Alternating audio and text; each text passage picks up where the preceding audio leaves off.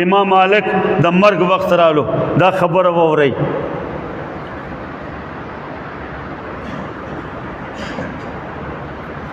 د نزع عالم دی د نزع عالم د نزع مرګ زنقادن کومه کې لاړو بهوش شو بیا را سترګې کولو شوې بیا به وشي پراله دا په ټوله مدینه منوره او په اطرافو کې خبر خوره شوه چې امام مالک رحمت الله علیه ډېر سخت حالت کې دی 130 علماء را جمع شول یحییٰ بن یحییٰ مسعودی فرمائی امام مالک شاگرد دے دا متداول نسخه دا آغا دا زم پا من ڈرالم دا دیر نازک حالت دے پا دے کے 130 علماء را جمع شول منگو سادانم نازک مرحلوں کرا غیر خودے بچ کری دی حضرت مولانا مغفور اللہ سے سعودی کے وہ تکلیف بیرالو چاہتا عوام گمان کے نوادا و بچی خدای پہ کرمو کو تاکہ لس کالا بشوی تقریباً نلم سبق روان دے دا حدیث و برکت دے مولانا عبدالحلیم دروی سے بو گو رہی مفتی صاحب اللہ سے بو گو رہی حضرت مولانا عبداللہ سے آخرہ پو رہے حدیث و درس نہ دے پرے خود رہے مولانا مغفور اللہ سے حدیث مین متن مین سند مین اور پدے عمر کے اور پدے آزار و امراضوں کے اپنے آپ کو گھسیٹ کر دارالعزیز سے پہنچا دیتا ہے اللہ نے جگہ نصیبہ دار چاہو کر صحیح اب تمہیں کیا مل رہا ہے امام مالک رحمت اللہ علیہ مرض الموت کے دے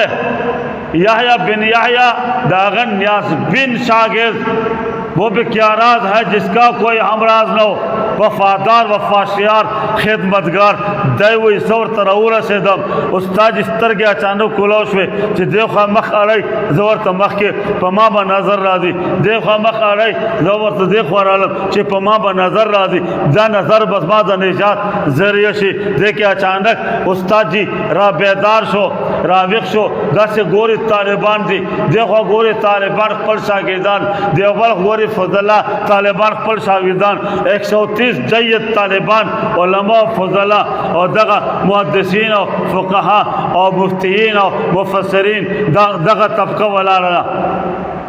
کوئی تاسو ٹول گواش ہے اللہ ستا شکر دے ٹول عمر میں پدے عالمان و طالبانوں پا ماحول کے میں وقت کرے دے نن آخری لمحہ رالا اور زمان آخری گھڑی دا خدایا دا کائنات افضل ترین مخلوق دا اغی پا قدمونو اغی پا لمونو کی زپروتی ہم بیا فرمائی طلباء علماء تاسو دخبل زمانے اولیاء آئی دلول مختلف علوم اور مختلف فلسفوں عالمان ڈگری سندونا علوم فنون مختلف عرش پخبل دے تصوف پخبل دے داغی عظمت پخبل دے لیکن فرمائی عالمان و طالبانوں تم اس وقت کے روئے زمین کے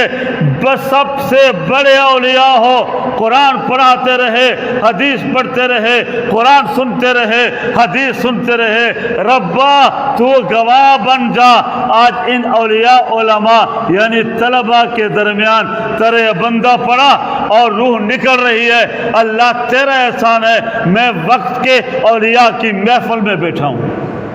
تو طالب دغه شان دے د شاگرد دغه شان دے د مبتدی دغه شان دے د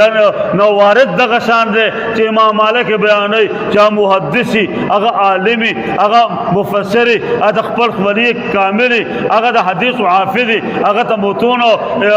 سندونه ټول ورته یادي دقایق ورته یادي هغه د دین غټ عالم او غټ اولیاء او غټ صالحا تا ته صحبت ملو دے دلته ستا په مدرسې کې ک طالب در سره دے अगम वली दे, का आलिम दर सर दे अगम वली दे, कदा मुहद्दिसीन दर सर दी अगम औलिया दी, तात दे सोहबत हासिल दे, दा खलक राजी मोहब्बत के राजी इश्क के राजी और दुआ त राजी। हम ददी दग अकीदा दा कि हम औलिया की महफल में बैठे हैं। इंशाअल्लाह जो भी यहाँ आता है दुआ के लिए, जुमा के लिए, पढ़ने के लिए, पढ़ाने के लिए, ताउन के लिए, नुसरत के लिए, वो औलिया की